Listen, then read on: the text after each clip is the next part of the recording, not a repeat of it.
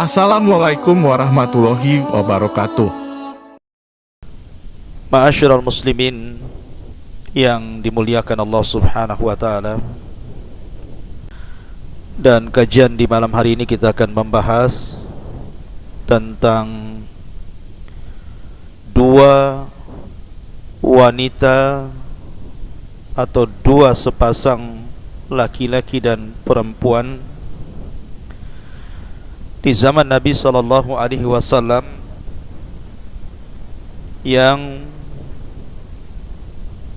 melakukan dosa dari dosa-dosa besar, berzina. Tetapi ending keduanya Allah Subhanahu wa taala masukkan ke dalam surga atas lisan Nabi sallallahu alaihi wa ala alihi wasallam. Bagaimana kisahnya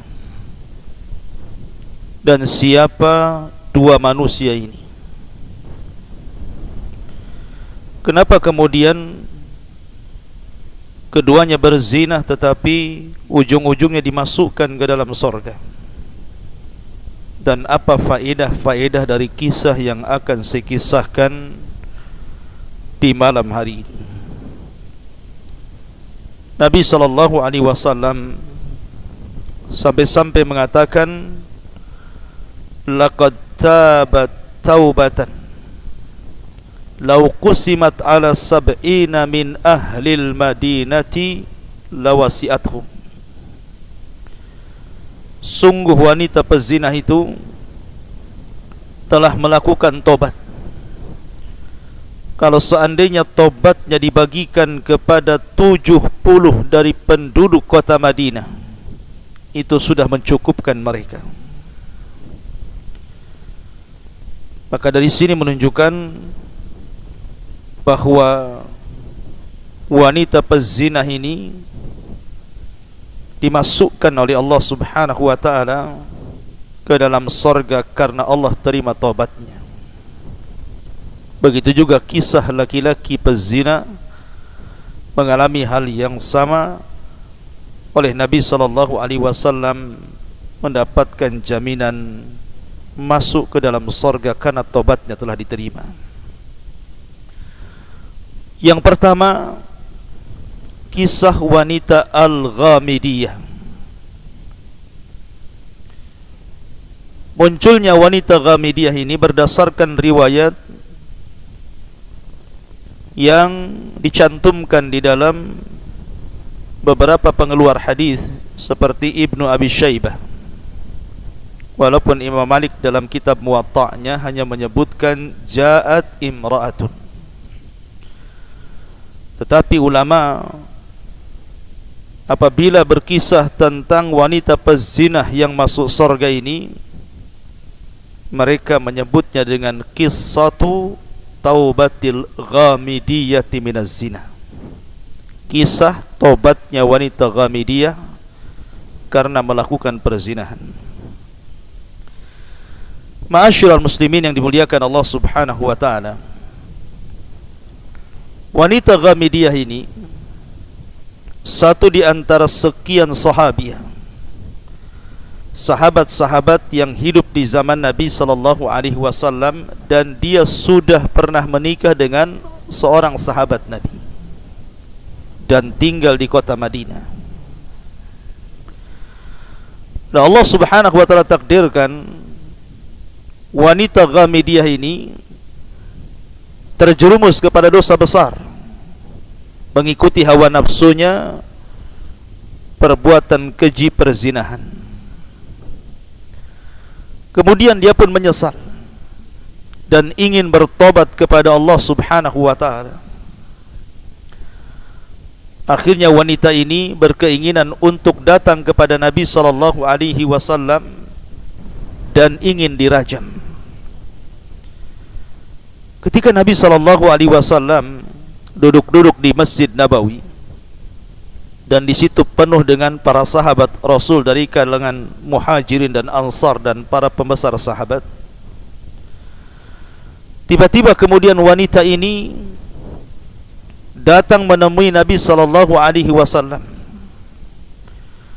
Kemudian wanita ini mengatakan, "Ya Rasulullah, asabtu haddan fatahirni." Rasul, sungguh aku terjerumus kepada dosa yang ada hukumannya di dunia, had. Dalam riwayat, zanaitu fatahirni, aku berzinah, bersihkan aku.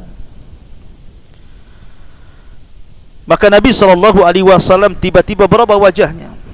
Fahmarra wajhun Nabi SAW hatta kada yaqturu daman. Sampai-sampai Nabi SAW memerah wajahnya, seolah-olah darah Nabi SAW memenuhi wajahnya. Dan Rasul SAW berusaha untuk memalingkan wajahnya ke sebelah kanan. Artinya seolah-olah Rasul tidak mau dengar, tidak mau mendengar pengakuan wanita ini.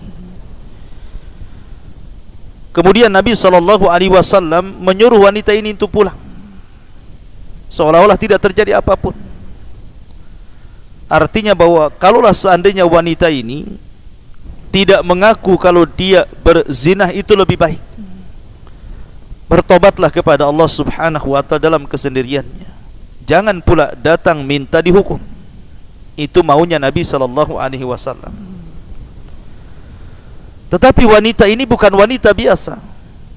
Ini wanita merdeka, wanita beriman, wanita yang kuat ketakwaannya kepada Allah Subhanahu wa ta'ala dalam hatinya.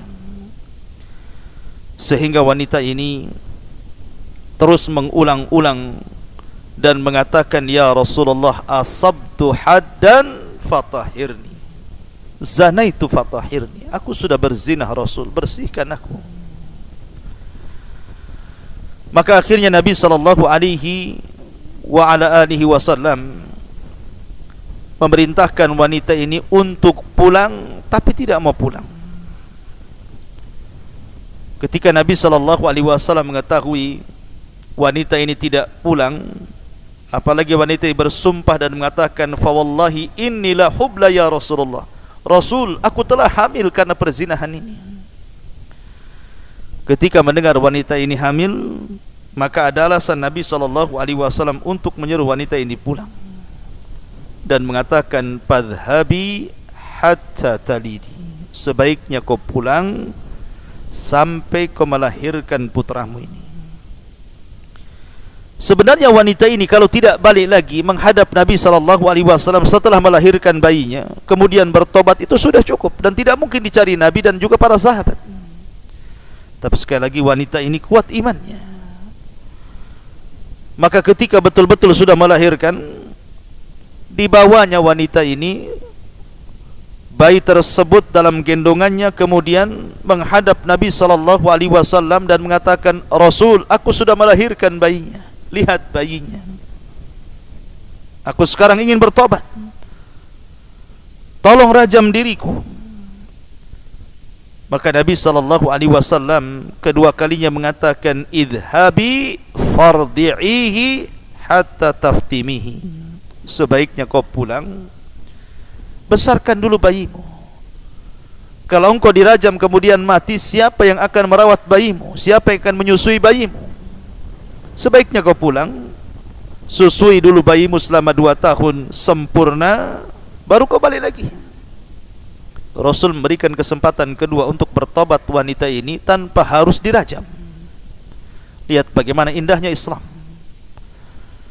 Jadi hukum hudud itu tidak lantas kemudian orang minta dihukum hudud langsung dirajam, tetapi diberikan kesempatan untuk bertobat kepada Allah Azza wa Jalla, supaya jangan sampai terkena had. Tetapi wanita ini memang kuat imannya. Ketika sudah selesai menyusui 2 tahun sempurna dan bayinya sudah bisa makan roti, maka dia pun kemudian datang kepada Nabi SAW dengan anaknya, wa fi yadihi kisratun min khubzin. Sementara anak itu sudah memegang roti, artinya sudah makan. Kemudian wanita ini mengatakan, "Hadza ya Nabi Allah, qad fatamtuhu wa qad akalat ta'am. Rasul, lihat bayi ini. Bayi ini sudah kususui, bahkan sudah bisa makan. Artinya aku sudah bisa kau rajam untuk membersihkan dosa-dosaku.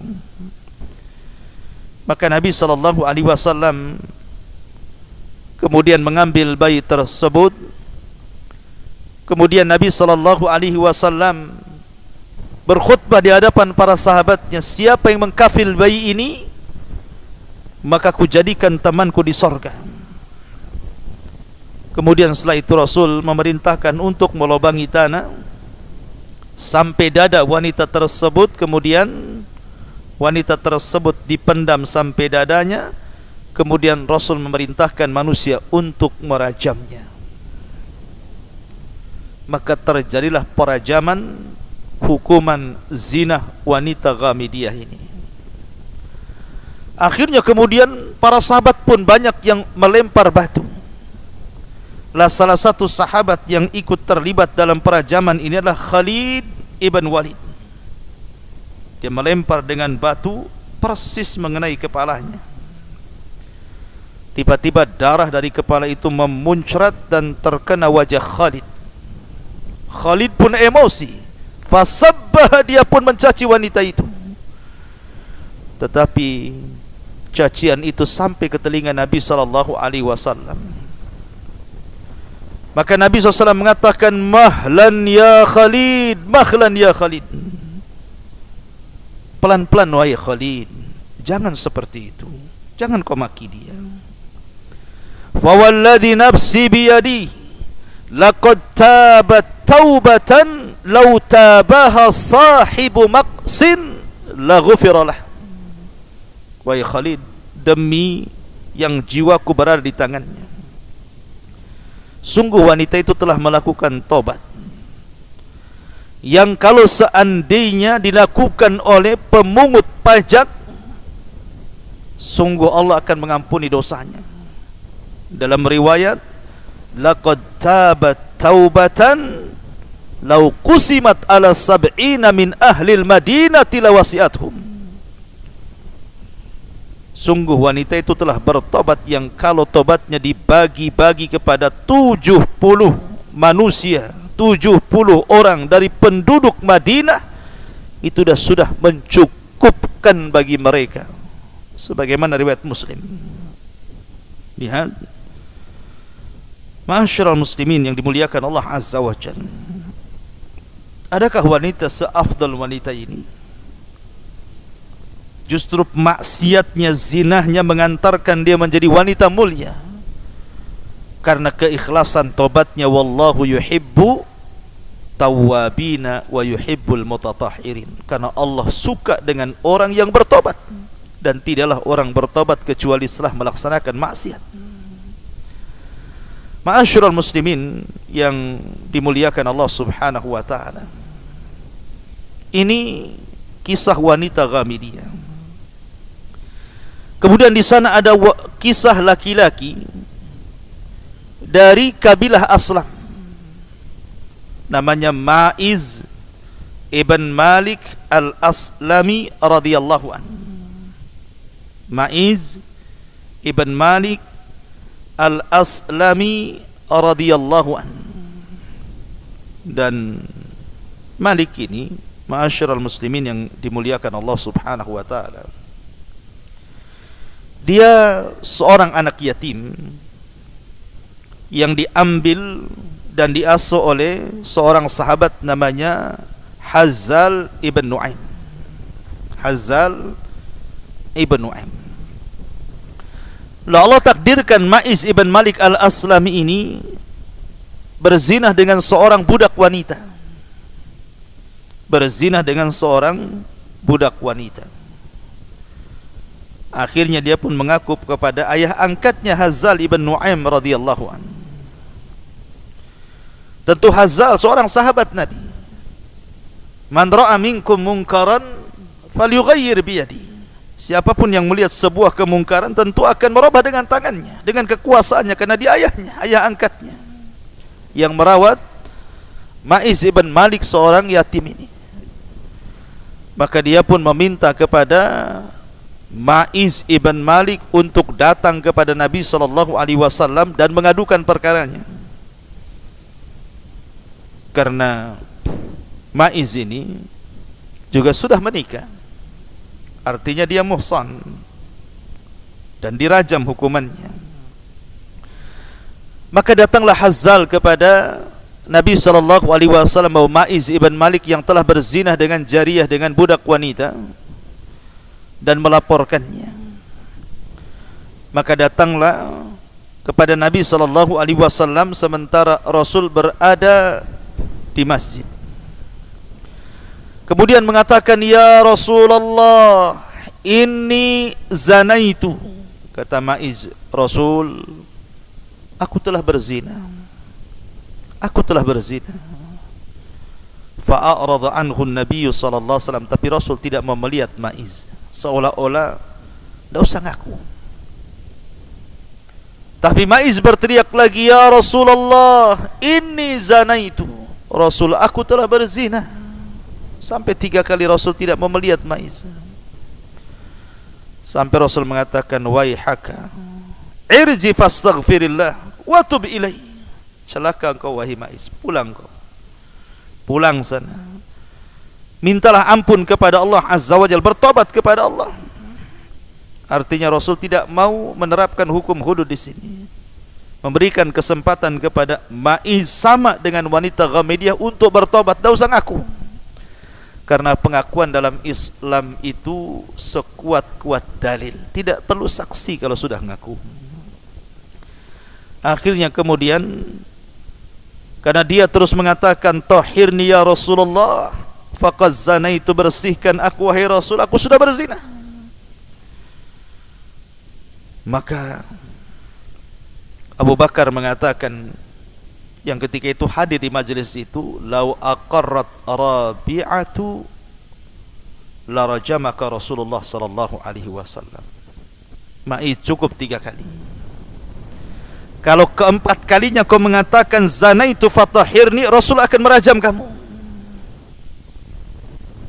Tetapi Ma'iz tidak peduli dengan ucapan Abu Bakar, enggak peduli dia.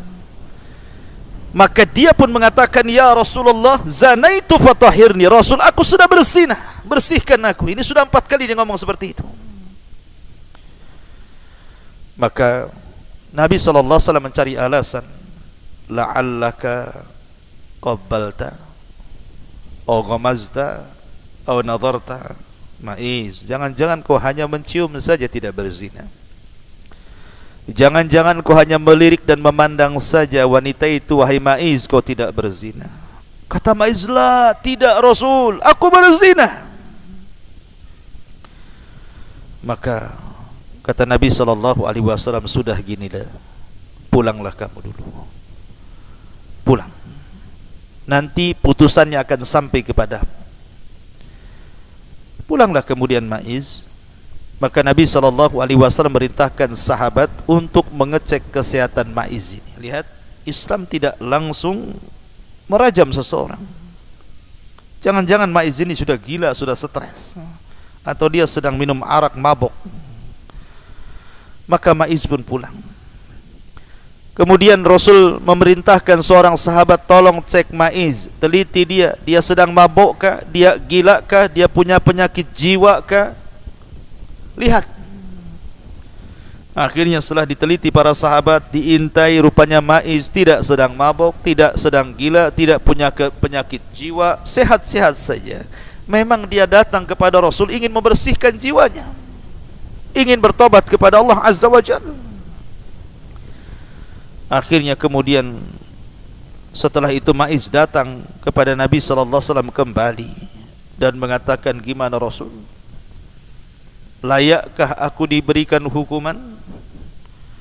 Maka akhirnya kemudian Ma'iz pun dirajam oleh Nabi SAW dan para sahabatnya. Dibuatkan lubang sedada, kemudian diletakkan di lubang tersebut satu dada, kemudian dipendam. Mulailah para sahabat Nabi SAW melempari Ma'iz dengan batu. Maka ketika itu, kalau tidak salah, Umar bin Khattab radhiyallahu an sempat memaki Ma'iz ini. Tetapi Nabi sallallahu alaihi wasallam mengatakan, "Fawalladhi nafsi biyadi, innahul an la fi anharil jannati yang ghamisu fiha." Jangan kau celah.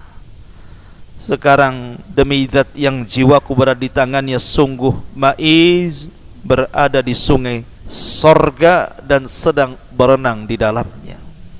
Dalam riwayat, laqad taba taubatan law kusimat bainal ummati lawasi'atuhum. Sungguh Ma'iz telah bertobat yang kalau dibagi-bagikan kepada umat ini cukup tobatnya Ma'iz kepada mereka. Subhanallah. Ma'asyiral muslimin yang dimuliakan Allah Azza wa Jalla, ini tentu baik wanita Ghamidiyah ataupun Ma'iz ibn Malik al-Aslami ini. Kenapa Allah Subhanahu wa taala masukkan keduanya ke dalam surga? Karena keikhlasan tobatnya. Ikhlas itu mendorong orang untuk masuk surga. Jangan lagi sampai dirajam. Ingat kisah seorang wanita pezina di zaman Bani Israel yang memberi air kepada anjing yang sedang kehausan. Karena keikhlasannya Allah masukkan dia ke dalam surga. Begitulah Islam mengajarkan kepada kita agar seseorang itu tidak putus asa dari rahmat Allah Azza wa Jalla. Maka dari kisah ini banyak pelajaran yang kita akan petik. Yang pertama, sebesar apapun dosa seorang hamba, kalau seandainya dia datang menghadap Allah Subhanahu wa taala untuk bertobat, maka rahmat Allah jauh lebih luas dibandingkan murkanya. Allah pasti akan mengampuni hamba tersebut. Ya ibna Adam, lau ataitani bi qurabil ardi khataya thumma lakitani la tusyrik bi syai'an la ataituka bi qurabiha maghfiratan. Wahai anak Adam, kalau engkau membawa dosa seberat bumi, asal kau datang bertobat dan tidak menyekutukan aku, ku datang dengan seberat bumi ampunan. Qul ya ibadiyalladzina asrafu ala anfusihim la taqnatu min rahmatillah innallaha yaghfiru dzunuba jami'a innahu huwal ghafurur rahim. Katakan, wahai hamba-hambaku, wahai hamba-hambaku yang mereka melampaui diri-diri mereka, terjerumus kepada dosa dan maksiat, jangan putus asa dari rahmat Allah, karena Allah itu mengampuni semua dosa, karena Dia zat yang maha pengampun lagi maha kasih sayang kepada hamba-hambanya. Yang kedua, bahwa iman seseorang itu yazid wa yankus, yazidu bit ta'ah wa yankusu bil maksiyah. Iman seseorang itu kadang bertambah, kadang berkurang. Kapan bertambah? Ketika dia melaksanakan ketaatan. Kapan berkurang? Ketika dia melakukan kemaksiatan. Ya, karena Rasul mengatakan la yazni zani hina yazni wa huwa mu'min. Tidaklah seorang pezina ketika berzina, sedangkan ketika berzina maka dia seorang mukmin. Tidaklah seorang pezina tatkala dia berzina dia seorang mukmin, kata Rasul. Kata Imam Nawawi rahimahullahu taala, maknanya artinya la yaf'alu hadhil ma'asi wa huwa kamilul iman. Orang yang melakukan maksiat seperti ini ketika dia bermaksiat sehakikatnya tidak sempurna imannya, artinya dia sedang kurang imannya. Kemudian yang ketiga, kamalu ilmillah wa hikmatihi wa rahmatihi bi ibadihi fi syar'il hudud. Kesempurnaan pengetahuan Allah, kesempurnaan hikmah dan rahmat Allah kepada hamba-hambanya ketika Allah mensyariatkan syariat hudud. Hudud ini sebuah hukuman dari Allah, dan itu seadil-adilnya hukuman. Bukan Rasul yang membuat hukuman hudud, bukan para sahabat, bukan. Hukum hudud ini datang dari Allah Subhanahu wa taala, dan tidaklah Allah Subhanahu wa taala membuat sebuah hukum kecuali ada hikmah dan kebaikan di dalamnya. Dan ini keadilan dari Allah Subhanahu wa taala demi menjaga supaya terjaganya nasab. Karena Islam itu menjaga nasab. Kemudian juga di sini ada tahdzir. Ada tahdzir yang keempat, asyadid yang sangat kuat, peringatan yang sangat kuat agar seseorang itu jangan terjerumus kepada dosa zina. Allah mengatakan wala taqrabuz zina innahu kana fahishatan wa sa'a sabila. Jangan dekat-dekat zina, dekat pun jangan, apalagi berzina. Karena itu sebuah keburukan dan seburuk-buruk jalan. Kemudian juga yang kelima di sini ada tahdzir dari fitnah wanita. Karena Rasul mengatakan, "Ma taraktu ba'di fitnatan hiya adharru 'alal rijali minan nisa." Tidaklah aku tinggalkan setelahku fitnah yang jauh lebih bahaya bagi laki-laki dibandingkan fitnah wanita. Karena hancurnya Bani Israel. Kenapa? Karena wanita. Kenapa Nabi Musa alaihi salatu wasalam dan Bani Israel sampai diazab oleh Allah di negeri linglung selama 40 tahun, mereka tidak bisa keluar dari situ? Ada yang mengatakan salah satu penyebabnya, walaupun banyak versi, karena kisah Bal'am ibn Ba'urah. Ada yang mengatakan azabnya bukan diletakkan di negeri linglung, tetapi disebarnya penyakit taun, penyakit yang mematikan. Itu disebabkan karena kisah Bal'am ibn Ba'urah. Ketika dia tidak bisa mendoakan kecelakaan kepada Musa dan Bani Israel, dia mengutus wanita-wanita untuk menggoda, akhirnya melakukan perzinahan dengan orang pilihan Nabi Musa. Terjadilah azab. Itulah fitnah wanita. Ma'asyiral muslimin yang dimuliakan Allah Azza wa Jalla, dari sinilah maka ada adab-adab yang diajarkan kepada kita dalam Islam untuk menghindari fitnah ini. Baik anda laki-laki atau perempuan. Seperti kenapa Islam memerintahkan wanita untuk tinggal di rumah dan tidak keluar dengan tabarrujal jahiliyah, bertabarruj, berdandan seperti dandan jahiliyah. Itu demi supaya mencegah adanya perzinahan. Atau Islam mengajarkan kenapa wanita harus keluar dengan mahramnya, masafatas safar, jarak safar. Ini demi terjaganya wanita itu kehormatannya dan tidak mengundang perzinahan. Atau kenapa Islam sampai memerintahkan wanita untuk berhijab? Ya, karena Allah yang mengatakan, ya ayyuhan nabi qul li azwajika wa banatika wa nisa'il mu'minin yudnina 'alaihinna min jalabibihin dzalika adna an yu'rafna fala yu'dzaina wa kana Allah ghafurur rahim.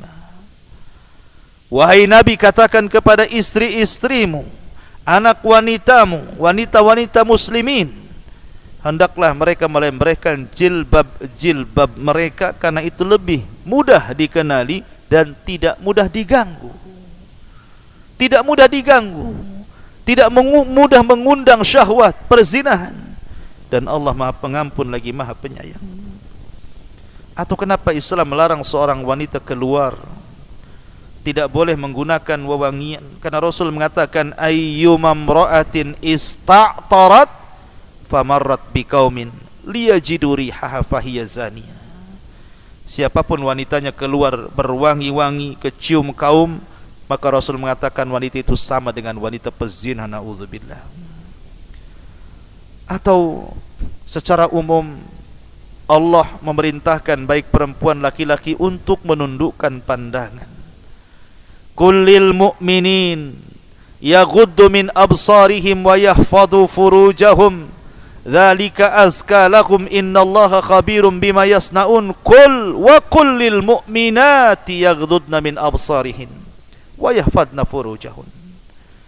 Katakan ya Muhammad kepada laki-laki yang beriman agar mereka menundukkan pandangan-pandangan mereka dan menjaga kemaluan mereka, itu lebih suci bagi mereka, dan Allah Maha mengetahui apa yang mereka lakukan. Dan katakan pula kepada wanita-wanita mukminah agar mereka menundukkan pandangan dan menjaga kemaluan mereka. Lihat bagaimana Islam menutup jalan menuju perzinahan sampai kepada ghaddul basar. Begitu juga laki-laki.